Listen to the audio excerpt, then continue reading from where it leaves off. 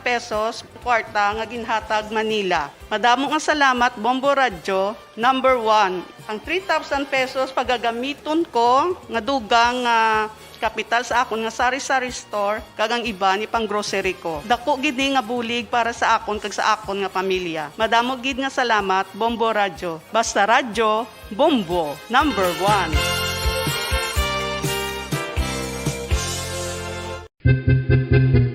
San o ikaw ulihi nga nag-ilis ang sponge nga ginagamit mo sa paghugas sa mga kitchen utensils? Ang kitchen sponge mga kabombo, ang mas mahigko pa sa toilet. In fact, ginpahayag sang microbiologists nga ang mga butang nga ginagamit naton sa pagtino sa mga dishes ang pinakahigko nga bagay sa balay. Sa isa ka pagtuon nga na-publish sa journal nga Scientific Reports, ang spongy bacterial colonies ang mas delikado sa aton ikaayong lawas. Bangod sini, ginarekomendar sa mga researchers nga dapat islan ang sponge kada simana. Ang kitchen ang lugar sa aton balay kung sa diin nagasugod ang mga new bacteria. Bangod sa human traffic kag food preparation. Bangod ang sponge ang masami nga warm, mabasa kag matrace ang old food. Ini ang ideal nga breeding ground para sa bacteria. Suno sa pagtuon, maayong idea nga Basta Radio Bombo!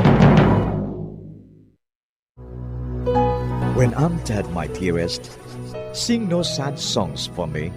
Plant down no roses at my head, nor shady cypress tree. Be the green grass above me when flowers and dewdrops wet. And if you will remember, and if you will forget. Recuerdos, mga handumanan, nga ginkalimtan apang nagapanagilot sa kaisipan. Agud buhion ang mga hitabo, agud liwat, nga magpatyag sang kamingaw. Ukon kalipay. Recuerdos sa kasaysayan. Micaela! Huwag nang mangamba kung ikaw ay nalulungkot sinta. Di ka na mag-iisa. Sasamahan ka sa hirap at saya.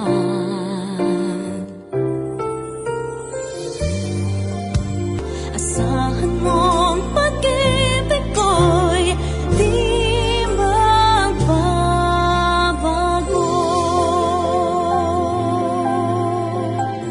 Kagkaron sa kasugpon sang aton sugilanon diri sa Recuerdos sa kasaysayan. Micaela! Hanggat ako'y nabubuhay, ika'y mamahalin.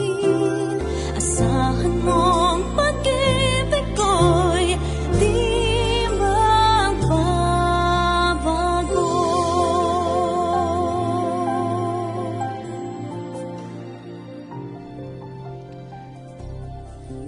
May kaupod siya nga lalaki. Kag nabatyagan ko nga nadulaan ako sa paglahom. Nakita ko nga ginhako siya sa nga mga lalaki. Hindi magpasugot ang isa ka babaeng hakson sang lalaki. Kung wala sang managapatunga sa ilang nga duha. Kung kaisa, hindi lang kay gugma ang nagatulon si isa ka babae, agod magpalapit sa isa ka lalaki. Kung hindi, bangod, nagakinahanglan siya sa makakuha sang iya kalisod. Kag sa banta ko, nakita mo siya ginhakos ni Dave sang napatay ang utod niya nga si Ruby. Si Ruby, madugay ko nga maid diri. Kag mahirop sila nga mag-abyan ni Alona. Alona? Amo ina ang ngalan niya. Sang nabatian niya nga patay na si Ruby, hindi hamak ang kalisod niya. Kag wala na nagakahulugan nga mapakasal si Alona sa lalaki nga ato. Si Alona ang naghimo sang sketches nga gusto mo nga makita. Ang iya ngalan, amo si Alona Samson. Anak siya ni Mamerto Samson. Kag diri sa nag-estar, sugod sa nagwa siya sa konbento. Ba, Tita Virgie? Tita Virgie, gusto ko siya nga makita. maluoy ka, Tits. Diin siya. Luyag ko siya nga mahambal. Oo. Ipatawag ko siya. Apang, hindi ako maluyag nga magluhod ka sa akon at tubang. Dali lang ha. Ipatawag ko siya. Pero luyag ko nga tahagon ini sa imo, Ruben. Si Alona, ara sa akon proteksyon. Kag kung hindi siya gusto makikita sa imo, hindi ko siya pagpiliton. Kadamo na sang pag-antos nga naagom sang babae nga ina. Kag hindi na ako maluyag nga madugangan pa. Ma'am Virgie? Segunda? Ma'am, gusto ko nga makahibalo kagid sini. Si Mikaela, wala pa diri. Kag amo man lang iban nga mga kabulig. Gani, ako na lang ang mapahibalo sa imo. Ano pala ina? Ma'am, nagsiling si Mikaela nga mapauli sa dayon. Pero hasta subong, wala pa siya. Masami ba na siya nga madugayan sa pagpauli? Hindi man, ma'am, nagapauli man siya dayon. Apang amoy nang ginsiling niya nga mapauli siya? Oo, ma'am.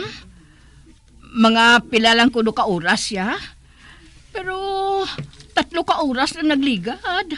Wala pa siya makapauli. Base ko nagulat pa siya kay Dave, nga anak ni Letty.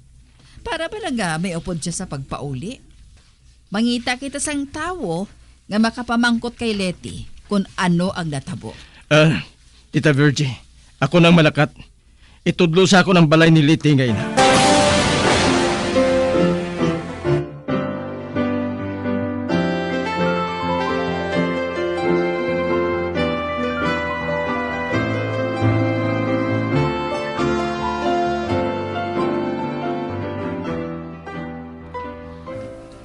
Hindi anay ako magtulog kung hindi mag-abot ang ating ato. Kinahanglan ko anay mahibalan kung natuman niyang akong kinsugo sa iya. Kag para masukot niya dayon sa akon ang katungo asang 50,000 pesos.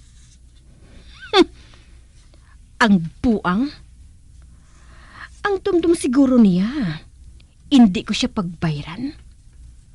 Gani nga ginkuha niyang akon nga kulintas. Nakahibalo ako kung anong buhaton niya sa kulintas nga to. Amo ato iya nga buhaton nga pamatuod.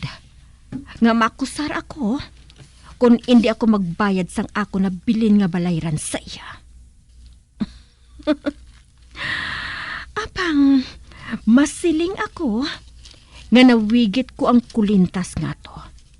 Kag napulutan lang niya. Tanawan ko lang kung sino ang patihon sa mga pulis. Napapati ko ganit sila nga aksidente lang ang natabo kay Remar eh. Ang animal. Ginpapati niya ako nga ginhatag niya ang sulat kay Alona. Apang nakita ko si Alona nga buhi. Ang laom ko, wala na sang gaho mang hilo nga to. Gani nagkuha ako sang jutay, kagin pakaon sa kuring. Insigida, napatay ang kuring. Gani nakapatod ako, nga nagbutig sa akon si Remar. Hindi gani, salain niya ginhatag ang sulat. Sang magkadto ako dito sa ilan ni Virginia, may nakita ako dito nga isa ka maid. Mahimo nga, dito niya nahatag ang sulat, kag hindi kay Alona. Kag subong, nagahulat ako sang balita, kun bala, ginpatay na sang ati nga ato si Alona.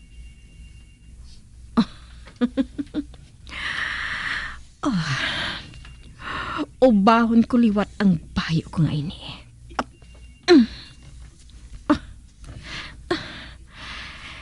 Nana, ara na. Hublas na ako. Kag-ara. Ang dughan ko kanami tulokon.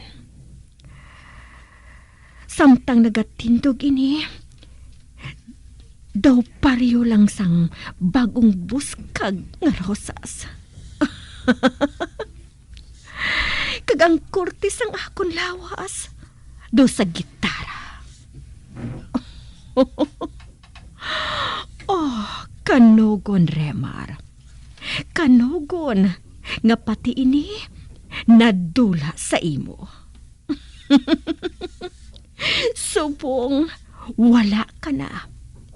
Kag sa hindi madugay, makaupod mo man ang akon na anak. Kag karon nga patay na si Remar, hindi na siya maka-blackmail sa akon. Hindi na. Oh, buwas na siguro maabot ang ate. Buwas, wala na ang anak ni Mamerto. Wala na.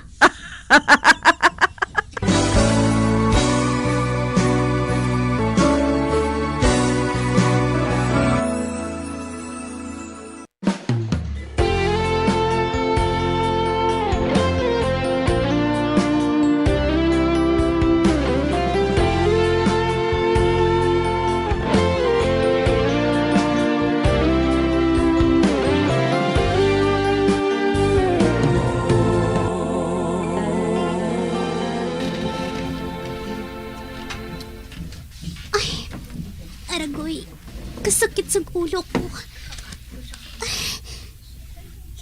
Kag hindi ko makakita. Bisan nga, ginamuklat ko ng akon mga mata. Natabunan sang panapto ng akon ulo. Kag... nadumduman ko pa ang natabo. Nagaluhod pa ako sa lulubngan ni Ruby. Sang hinali lang, may nagtabon sa akon ulo. Pagkatapos, ginguyod niya ako, kagindala diri. Ay, kinahanglan nga makapungko ako. Ay, sa tiin bala ako man. Ay, siguro, may buhaton siya sa akon. Ugaling niya ako patyon. Ay, kinahanglan makapalos ako. Kinahanglan gid. Ay, may mangita bala sa akon. Oh, do sa ano kadugay ako nga nagpabilin diri. Kinahanglan nga makakita gid ako. Kinahanglan makuha ang tabon sa akon ulo. Kag naggapos pa ako. Ginagapos ang akon duha ka kamot. Kagayan, ginbayaan na lang ako diri. Basta nga mapatay sa kadulom. Tabang! Tabang! Tabang!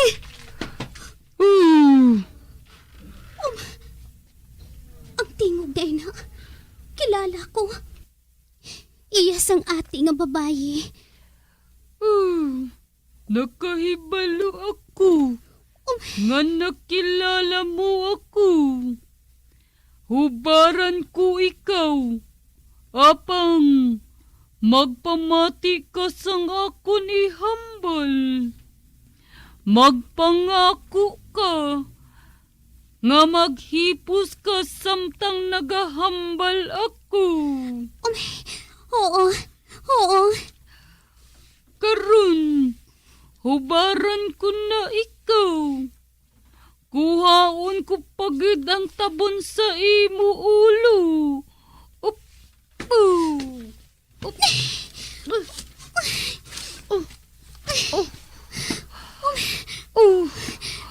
No. Oro no.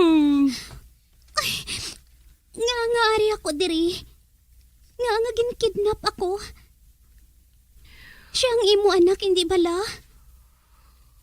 Siya. Kag magpamati ka. Magpangako ka nga hindi ka magahod. Gani, maghipos ka lang.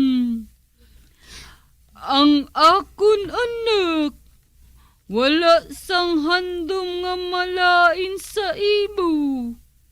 Sa baylo, ginluwas kaniya sa patod nga kamatayon. Sino ang babae nga naghandom nga patsyon ako? Siya ang babayi nga naghanot sa nawong sang akon anak. Kag amuin na nga nalusok kang iya isa ka mata. Kag naghatag sa iya sang malaway nga pinalian sa iya nawong. Amo gali. Oo, ang akon anak wala sang handom nga magtimalos. Bangod, nakahibalo siya. Nga ipapriso siya sang among nga babayi. Apang ako ang matimalos sa iya. Ako ang manukot sa babayi nga ato. Nga nahimo niya sa akon anak. Ako si Sevalasik. May ipakita ako sa imo.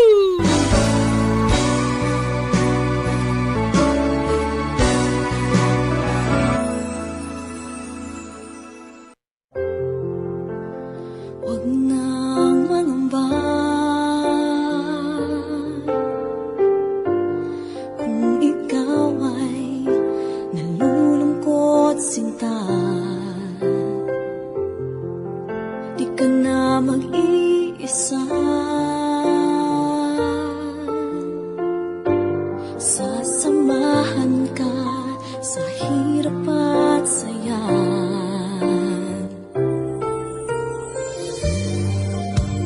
Asahan mong pag-ibig ko'y di magbabago.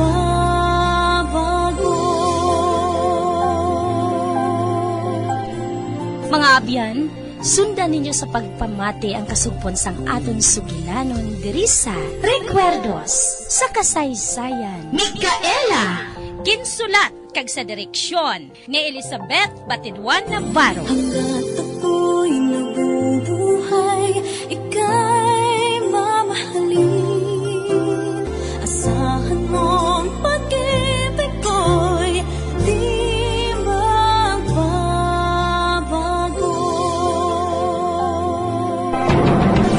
Bombo Radio Philippines.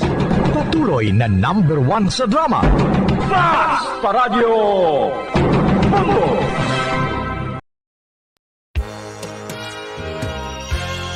Yari na ang isa sa nakapabaylo kag nakabaton sang brand new radio set with